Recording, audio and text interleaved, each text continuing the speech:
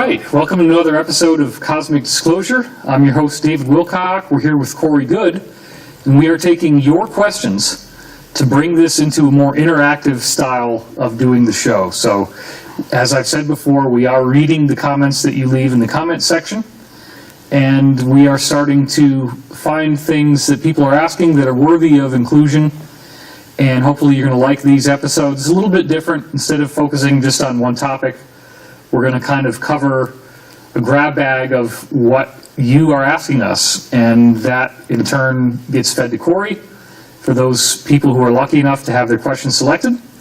And so in this episode, we're going to go through more of that very interesting stuff. So, Corey, welcome back to the show. Thank you. All right. Whew. Obviously, you're a controversial figure. This was a question, I'm going to paraphrase a little bit, from Albacore.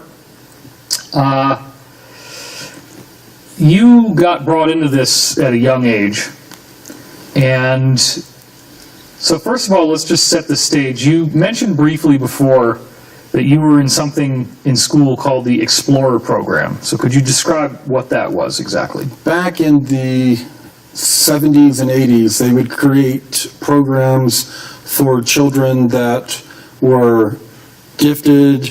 They had programs for children that were special needs. They had all these different types of programs that were not the mainstream classes for children. And if you popped up in testing as being a child that would fit or be benefited in one of these programs, they would further test you, get permission from your parents, and then put you in one of these different programs. So was there a component to the Explorer program that took place in school? Were you brought into special classrooms and given? Yes. Okay. I was at school most of the time. It wasn't every day that I was leaving school. It would come in waves to where it'd be 2 or 3 days a week, and then I would be in school. Okay. Did the Explorer program involve you going to different classes than the other kids? I was in completely different classes. All day long? Yes. That was once I reached after elementary school. Okay. During elementary school, I was in the same classes. Okay. But I was being brought out, I was in mostly the same classes. I would be brought out for certain different classes, and then sometimes during the whole day, me and other kids were taken out on field trips.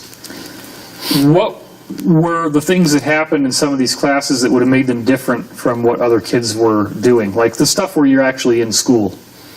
Well, some of them would focus on, like if it's for gifted kids, it would focus on bring a curriculum that was either a grade ahead of what they would be doing. It just depended on which program you were in. I ended up getting bounced around later on into different programs. At one point, they even had me, and my friend John was like, what is going on? For one semester, they had me in a class with kids that were still like wearing diapers and all. It was developmentally disabled? Right. And wow. I was sitting there, and they were giving me basically no work to do. And it was very bizarre. What could have possibly caused that to happen?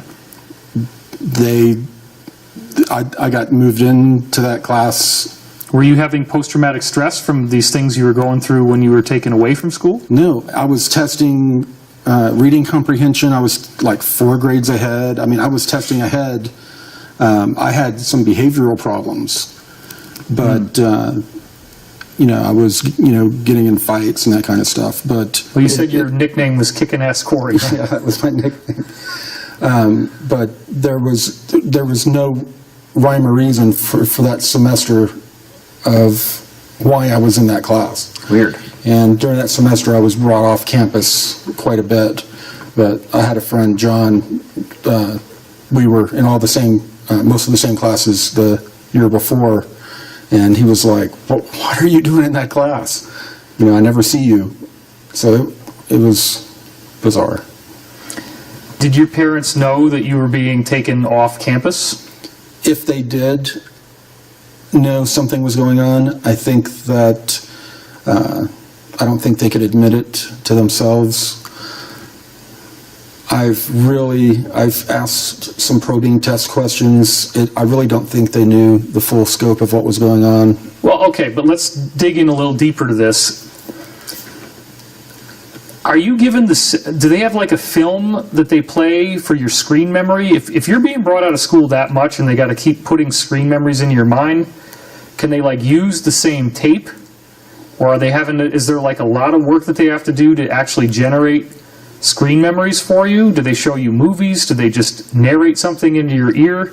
Well, Here's what you did in school today. This is what you're going to remember now. How does that work? they're like if you were supposedly going to the Museum of Natural History for the day, you would have a screen memory of going to the Museum of Natural History that day, implanted. And for most of the kids, the memory would stay intact. The kids that were brought in that were more of the intuitive empath sliding scale were a little bit harder to do screen memories and blank slating of memories on, and they had to be managed closer. And they also had people, there would be kids that didn't make it throughout the whole program that would wash out, that couldn't cut it in the program, so to speak, and they would be blank slated and not picked up for the program anymore. A lot of them had a lot of abandonment issues that they didn't understand. They felt rejected, but in conscious life, but didn't have a reason for it. And the groups kept an eye on them to make sure that they didn't have memories coming back. How do they actually put these screen memories in your mind? Are you shown a movie? Does somebody talk in your ear while you're under drug influence, or what is it? Well, different ways. First of all, they would give you a shot of synthetic scopolamine. Really? Yeah, and mixed with other designer drugs. And they had the situations to where they would have a person sit there and hypnotically talk to you with their voice in a certain way. And After you've been injected? After you've been injected. And then they would debrief you at the same time that they were doing the blank slating and the screen memory. Then they What does that mean? What is the debrief? Basically what you did that day. There would be a debriefing where they would take notes or videotape it. And Discussing what you actually did that day, Right. where you would share with them what you did your in training, your experiences Right. in the training. Right. And then they would go through the process of telling you, you will forget this, you will forget that, and they would put in trigger words or keywords that would lock or unlock the information. And then they would move on to the process to where they had different ways of doing it, to where they could show you like a film, a video with headphones on. They had a kind of shades they could show you that had images on them. And at some of the times when kids were younger, they would read a book to them about, to try to give them a dream scenario, read a book to them while showing them silent images on video. There were a whole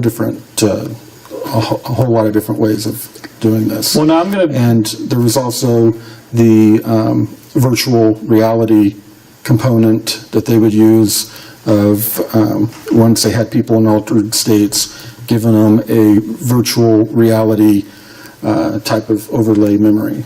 Did they ever show you movies where, like, the movie would have the data for your screen memory for that day in it? Yes. Would they make films for that purpose? Yes. Did the drugs that they gave you somehow psychedelically enhance the movie as if it was real and not just a movie? Yes. Yeah, there's a very interesting documentary out that some guys did about scopolamine. I think they call it the devil's flower or something like that. I encourage people to take a look at that documentary. It's in its raw form, people lose control of their free will and will do whatever they're told. And Isn't it true that you can blow it in somebody's face? I believe so, but usually they give it to them in drinks or something. Right.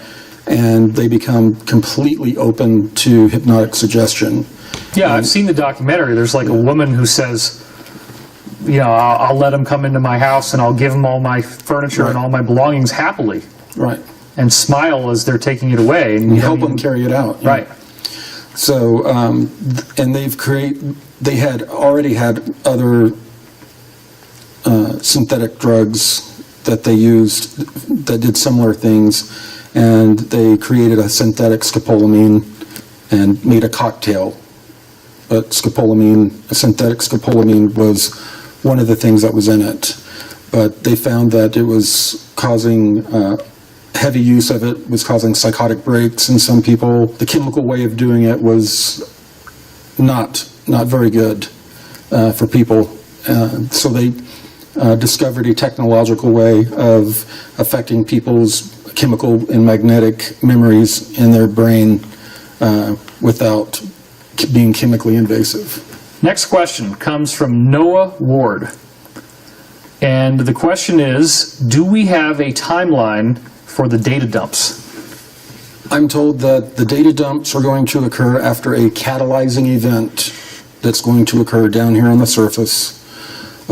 This doesn't necessarily mean it's going to be this, but an example was given to me of something like a global economic meltdown to where it became obvious to everybody on the surface, all of the sleeping masses, that it's been a giant Ponzi scheme.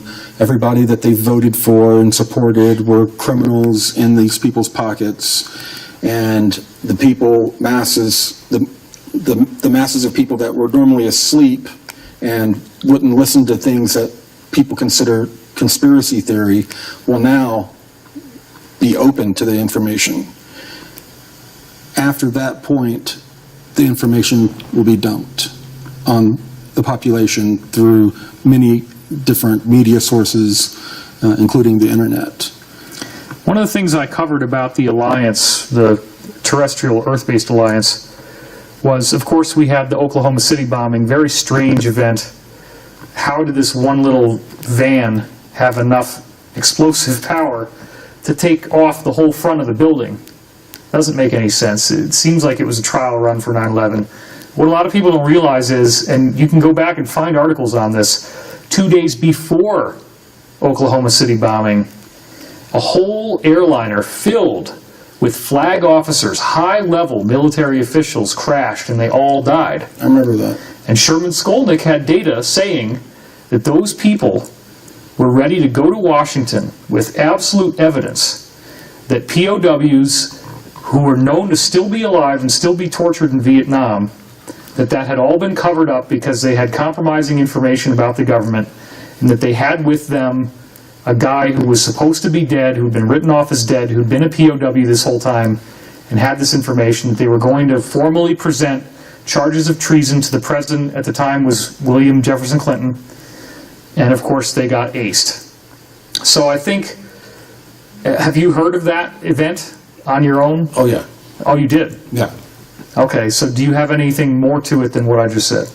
No, but that's one that's known. There have been several attempts to thwart the powers that be, and somehow something like that always happens, some sort of a freak plane crash, heart attack, illness. They always seem to be one step ahead and know that it's coming.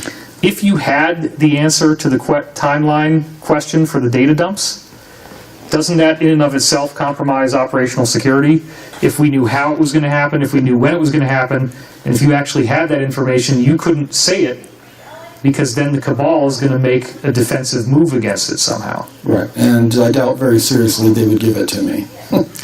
You said that you found out from Gonzalez that they are withholding a great deal from you about the moves of the alliance and the plans of the alliance because you're now out here in the public sharing what's going on. Right. So it's possible that there could be a plan that is far more specific and detailed that you and I just have no access to. and that maybe the things that we are told might even be deliberate diversions so that the cabal will not anticipate how this is actually going to go down. Right. And the cabal has been using this advanced artificial intelligence technology that gives them probable future scenarios that has helped them stay one step ahead this whole time. They've found a way around this, and they're pretty confident that they'll be able to do the data dumps if the alliance on the ground cooperates. Well, I'd also just point out as one other thing for this question, go and watch my Wisdom Teachings episode where I'm talking about openly announced in Pravda, the Russian media, that Putin has got video footage, audio footage, solid evidence of the Bush administration being behind 9/11, using mini nukes. They've tracked the nukes, and that they're going to drop that data at the right time. And that was openly announced by the Russian media. So that could be another example. Some kind of big thing about 9/11 could kick it over the edge. There's lots of things that could kick it over the edge, potentially. Right. But if the data dumps happen too soon, the cabal will be able to mitigate it, call it conspiracy theory, tear it apart, and take it down. And you said that some of the people in the Earth-based alliance have now treasonously told the cabal what's in the data dump, Shown them. which gives them the opportunity to prepare alibis and counter-arguments for it. Right. And it's also made them want to create a World War III scenario and that kind of stuff. I don't really know how much you can do with this one, but let's give it a shot. It's from KD, and it's a very short, simple question. How many parallel worlds are there? I know of only one that I read about, but it would stand to reason that there are an infinite number. Okay. I seem to remember that there was something about them going in, like there's a parallel reality and then another parallel reality this way, and they kind of go in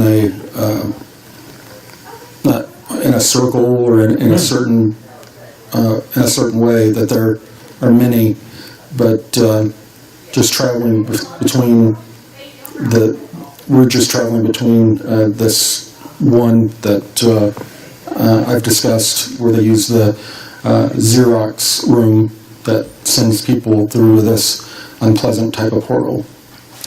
Okay, so let's go back to what you know personally about this. A parallel world could be something that happens in the guise of time travel. So let's say you go back to the Earth, you reverse back in time, but you're here on the Earth. Are there two copies of you now that exist? Have you, like, cloned yourself? How does that work? Well, being that time is basically an illusion, and time is all happening at the same time, it's not, it only appears to be linear to us with our consciousness.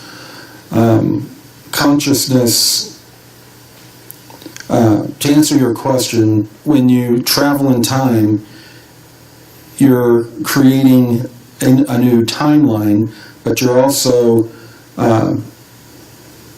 this timeline that you're on is something that you're creating with your consciousness.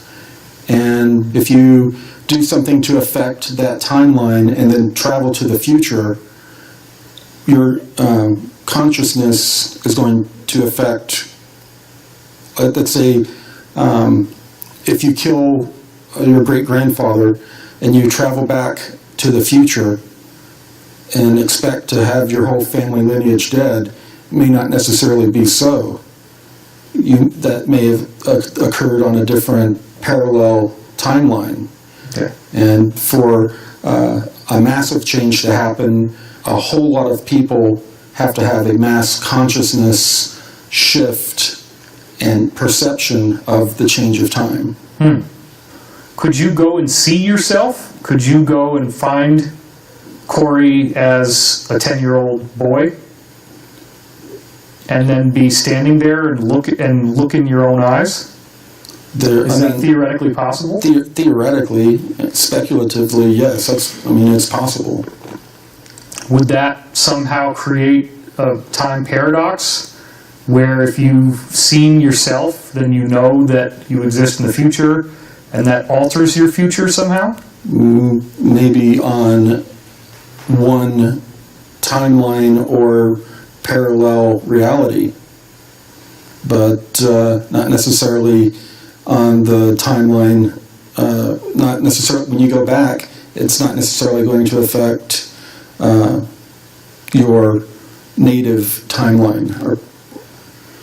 Right. So I think the key would be that we're so badly wanting to have one thread of time, one linear narrative that stays consistent, so that if you change the past, that everything changes. But it's really just like the timeline exists where you were here and you go forward, but then this one also exists where you go backward, and now you're layering another one on top, and now the two are sandwiched. Right. So what would happen if you tried to do this too much? If people were time traveling back, wouldn't it cause a lot of big problems? You mentioned that there were buffers on the spaceships that you guys had to prevent this time travel. Why were they so concerned about time travel? Yeah, on temporal technology like temporal drives and that kind of thing, they didn't want people accidentally popping into different timelines and that kind of thing, or purposely. What are the problems that it causes if they do that? I mean, you can use your imagination. If one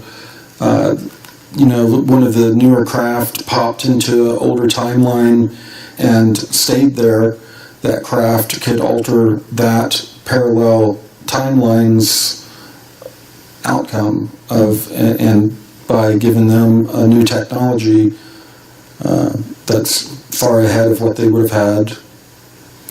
But I was also told that timelines, people were going back trying to correct timelines by going back before they screwed up, perceived that they screwed up a timeline, and they were going back and back and back trying to fix timelines, and we were finally told by another race that to stop screwing around with it, that time is more elastic than we realized, and that things snap back and go the way that they're supposed to according to the co-creative mass consciousness of the root timeline that you're from. And there is a component that I've been briefed on a little bit that does go on with a time travel component that is not really supposed to be talked about, that is going on with a certain group. I guess you wouldn't really call them time lords, kind of a thing, but there is a group that does skip around in time and keeps an eye on other groups that have temporal technology. Interesting. So we have one from Chukos or Kukos, C-U-K-O-S, and it is, how did the Voyager space probe cross the edge of the heliosphere if there is a barrier? There was not a barrier up during the time that it crossed. Right. When did the barrier form and what caused that to happen? Just to review, even though we've mentioned it before. Right. That occurred, I believe, in December of this past year. 2014. And it was more than likely scheduled to happen anyway, but it occurred right after the Cabal groups had fired an energy weapon at one of the spheres that was in far Earth orbit. It lit up the sphere with an Aikido principle, redirected their energy back at them and destroyed the base. And things seemed to escalate very quickly after that happened. Sure. Is there a protocol of meditation that people could follow that would help them contact extraterrestrials? Anyone can reach out with their mind. There are any number of ways to meditate, like we've talked before, even daydreaming, prayer, meditation, and all the different types of meditation itself are getting your mind into that state. And when you broadcast your consciousness out, anyone can do it, but should you be doing it is the question that they should be asking. There are a lot of different beings that are sitting there waiting for people to reach out with their minds, to make contact with them, and most of them are deceptive. They have the ability to make you feel totally blissed out, make you feel love, make you feel love and light. They can manipulate your body to feel all kinds of things, and they can download all kinds of complicated, interesting information that is not necessarily accurate. Well, Jacob, the other space program insider, told me that there was a particular extraterrestrial group from Alpha Centauri that they were calling the Centaurians, and that some kind of treaty had taken place where these Centaurians, who look essentially like people from Spain but albino, and they're very ripped, with kind of light-colored hair and very pale skin, were being allowed to start to mingle into our society. But he told me that if a Centaurian knew that you recognized that they were an extraterrestrial, it was very dangerous, because they could then track you telepathically, and that could end up being very bad for you. All these groups can track you telepathically. That's a lot of these people that are taking these little courses online and saying, I'm a remote viewer now, and try to remote view different bases and areas. They have people that are remote influencers that have technology enhancing them, working as groups that protect those places, and they can track you right back to your home, right back to your bed, and they can give you they can cause a lot of problems for you. Are there cabal honey traps online where they try to find people who are starting to wake up and lure them into something? Yes. How does that work? Some of the places where you go to take personality tests, they trick you into taking tests that will tell more about yourself. Some of these dating sites kind of things that ask a whole lot of questions about you are all profiling you. Even some of these sites where you're doing study on your heritage information, there's a lot of these. The alleged IQ test. Yeah, and the IQ, all these types of tests. There are a whole lot of different little honeypot traps that they have to, and then of course they look for people's internet traffic. Will they be trolling forums like Above Top Secret and UFO, that kind of stuff, looking for people there? Well, absolutely. And we'll talk at some point in length about how when I was working, I helped set up a data center with virtualized computers set up all over the world, where people would sit at desks with 6 monitors and pretend to be up to like a dozen different people, going into forums and different sites, arguing with ourselves with IP addresses from different parts of the world, stirring up problems, finding people that were putting out information they didn't like, and attacking them and discrediting them and that kind of thing. Let's end this on a positive note. Do you believe that we have a higher self? Yes. What about contacting the higher self? What would be an appropriate way to start seeking spiritual information? First, you got to turn inward, start looking inward. You start working higher and higher up with, when you start working, you start meditating more, looking inward more at the bad things about yourself. You start trying to not only forgive yourself for those things and change them, forgive others. There's energy that's released, and you begin to expand, and you begin to work higher and higher and higher up the higher self until self falls out of the equation and you just reach higher. And that's how you eventually, I believe, reach back to what people call source. Very cool. Well, that's all the time we have for this episode. So we'll see you in future episodes of Cosmic Disclosure. I'm your host, David Wilcock, and I thank you for watching.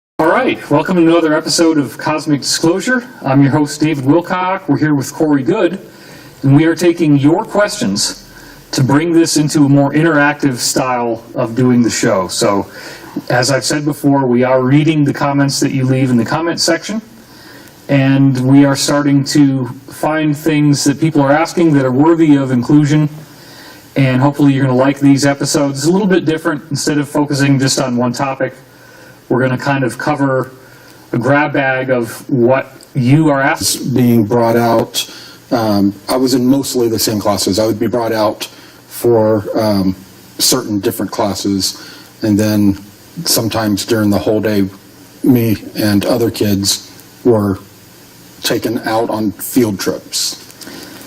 What were the things that happened in some of these classes that would have made them different from what other kids were doing? Like the stuff where you're actually in school. Well, some of them would focus on, like if it's for gifted kids, it would focus on bring a curriculum that was either a grade ahead of what they would be doing.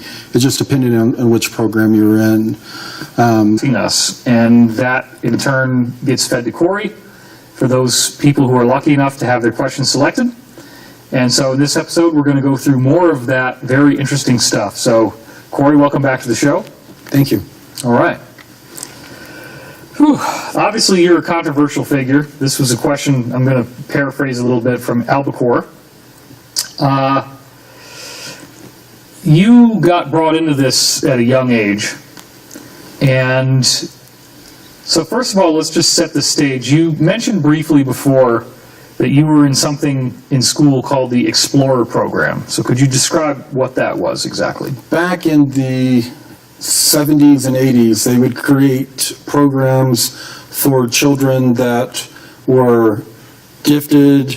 They had programs for children that were special needs. They had all these different types of programs that were not the mainstream classes for children. And if you popped up in testing as being a child that would fit or be benefited in one of these programs, they would further test you, get permission from your parents, and then put you in one of these different programs. So was there a component to the Explorer program that took place in school? Were you brought into special classrooms and given? Yes. Okay. I was at school most of the time. It wasn't every day that I was leaving school. It would come in waves to where it'd be 2 or 3 days a week, and then I would be in school. Okay. Did the Explorer program involve you going to different classes than the other kids?